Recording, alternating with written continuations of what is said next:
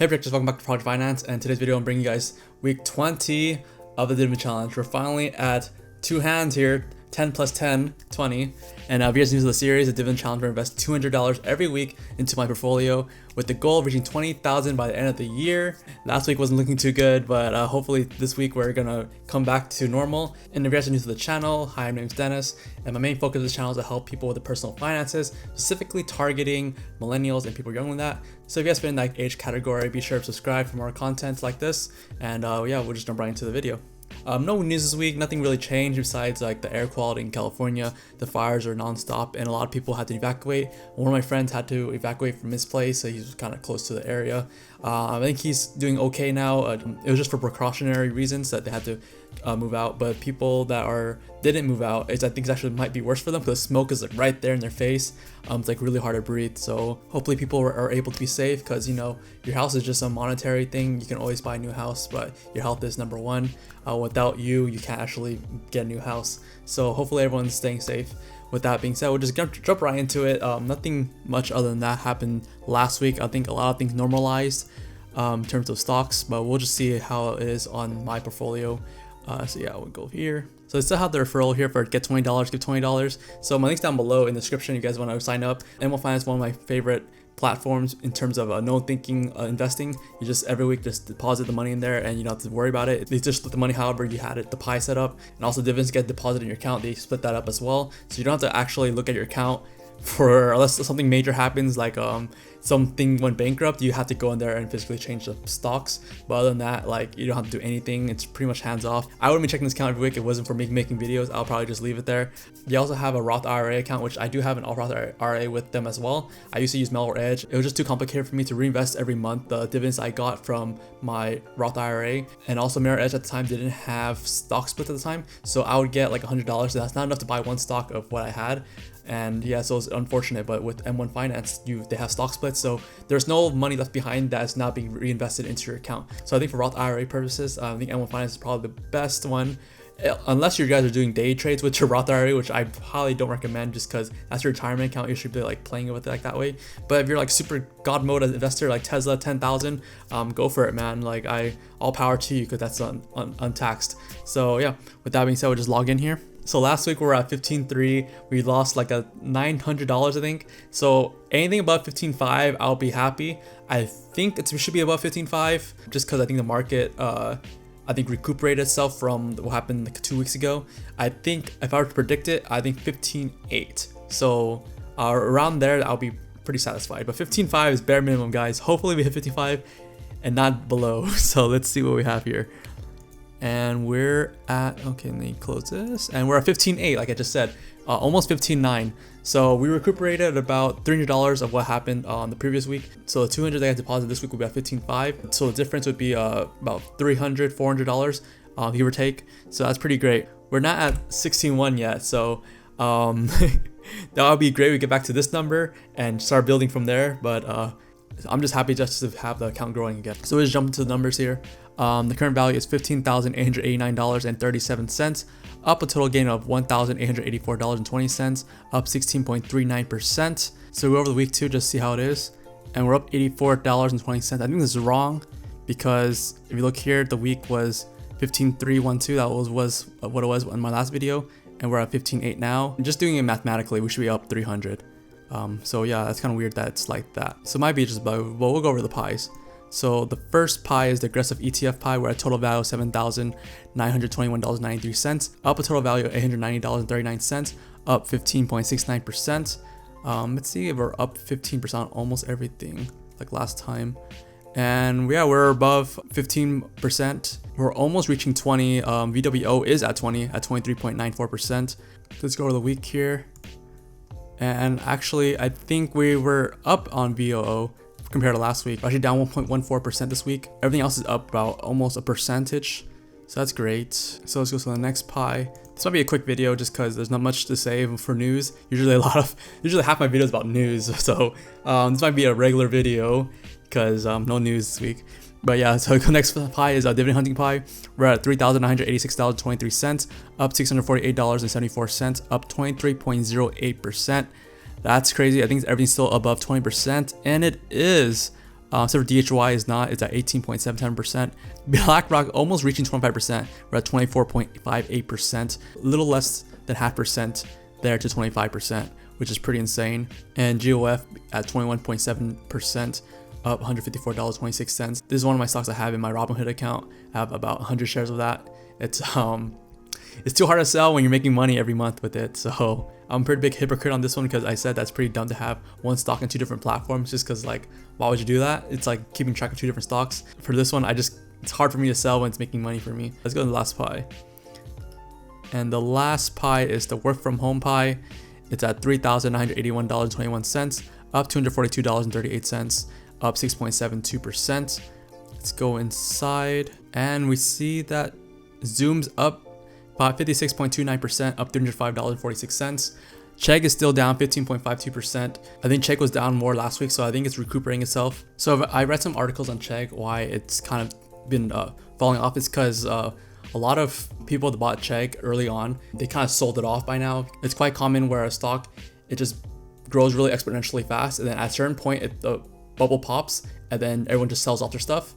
So they stop holding the stock and they just start selling, and then that's why the stock starts dropping.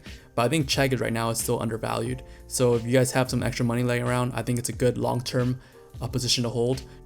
Especially with schools being remote right now, I think it's something that's not going to go away in the future. Since schools are starting to see that remote somewhat kind of works, they might try to implement something that's half remote, half not remote. It's like maybe like Monday, Tuesday, Wednesdays, you guys have schools, and then Thursday, Fridays, you guys have it remote, or half days or something like that. So one main reason I think remote learning is going to be really popular is because of all the technology is going to be out there. Internet bandwidth for like streaming and accessing files and like that is going to fall down, compressing files and get compressed more, and video streaming is going to get smaller. So a lot of families that don't have access to internet or don't have access to give their whole family household internet, is going to be able to all access the internet with like a cheaper cost.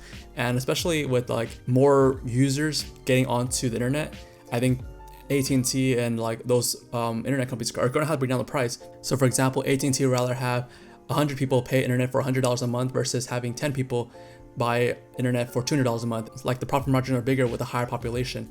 Also, it's easier for companies to give internet to people that already have the wiring and conduits in that area versus making internet in a new area. So like areas that are low income that already have the wires there, because you know some families do afford internet, so the wires are there. So it's easier for them just to connect the wire to another house versus making a whole new network for an area that's rural and that doesn't have internet yet. So it is cheaper for those internet companies to have people connect to those established networks already. It's literally just plugging a wire to your house and you have internet access to your whole household. So with that being said, like I don't see Chegg or all those remote access stuff like Zoom going down in price anytime soon, especially in the university level where like you don't really need to interact with kids. I know like for maybe elementary schools and middle school, the kids need to let out the energy that they have too much of, and the kids kind of annoy the parents, so they want to send them off to school.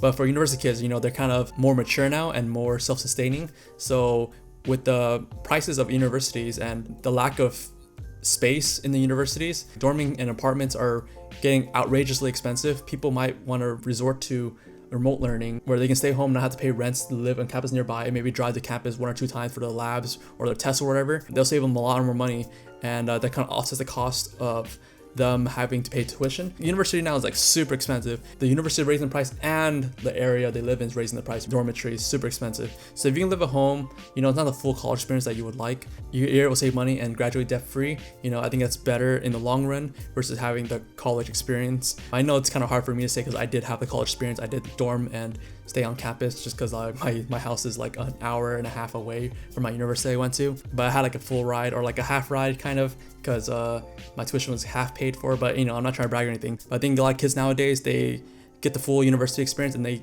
graduate like with so much debt, and it takes them so long to get out of their debt because of the interest. So it's crazy how much money you can save if you just did like some community college classes on the summer and then transfer them over to university to try to graduate a year or even a semester early. It saves you money to get out of your dormitory and out of paying tuition. So you know, those little things that you can save money here and there. So I think Chegg's gonna be here for the long run, especially for the university level kids where they're more mature and able to handle remote learning. But that's my opinion for Chegg. Take for what it is. I would recommend buying it, but I'm not a financial advisor, so do your own research before you buy the stock. Another interesting one is Microsoft. I forgot about this, but Microsoft and Walmart fell out of the racing for TikTok. I believe Oracle's the one that bought it now. So Oracle, the coding company, bought TikTok. That's really interesting that they bought that. I saw a TikTok commercial on TV, so I guess it's more official now. Like they're not gonna get kicked out of America. I don't know the full details of how they fell off or like what happened, the bidding process, stuff like that. All I know is that Microsoft didn't win it and Oracle did. And yeah, so I missed right there with the Microsoft buying it. But I still think Microsoft's still a good stock to buy just because kids aren't gonna need computers to remote learn. And everyone that doesn't have internet and computer right now, they're probably most likely gonna buy a Microsoft computer just because Mac is so much more expensive for a parent to buy them. If you're sure your parents two laptops and you're just gonna say that this one looks cooler, the Mac looks cooler than your Microsoft, your parents probably slap you in the face and buy you the Microsoft just because they're like, why am I gonna drop $2,000 on this laptop? It's the exact same thing in Microsoft.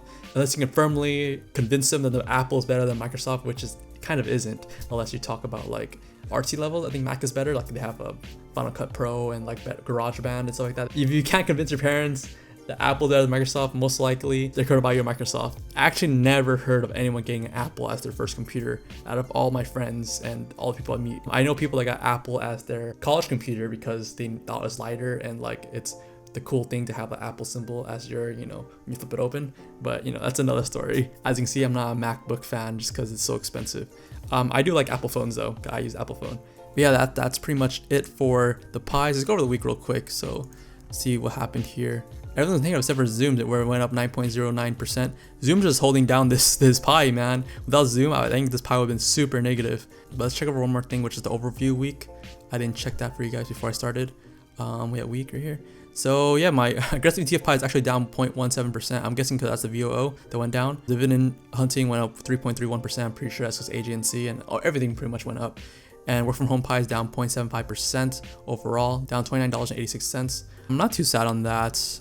Yeah, let's go over the activity here for the week. So today's the 14th. We had the buy for today with $200. So we had Microsoft dividend, which is 89 cents, and then we have another $16.09 from AGNC. So top three, Zoom back at first at 54.63%. And then VWO, emerging markets at 18.92%, and then BlackRock at 17.34%. And we have agency at fourth at 15.67% as well. Let's go to bottom three. I believe it's going to be Chegg, yeah. Chegg's at negative 12.1%, Microsoft at 2.92%, and then SHY, this is just like my whatever stock, at 0.09%. And that's going to wrap it up for today's video. Let me know down below if your stocks are recuperating from last week. I believe we're back on track now because I think last week I said we should be at 15.4 and now we're at 15.8, almost 15.9.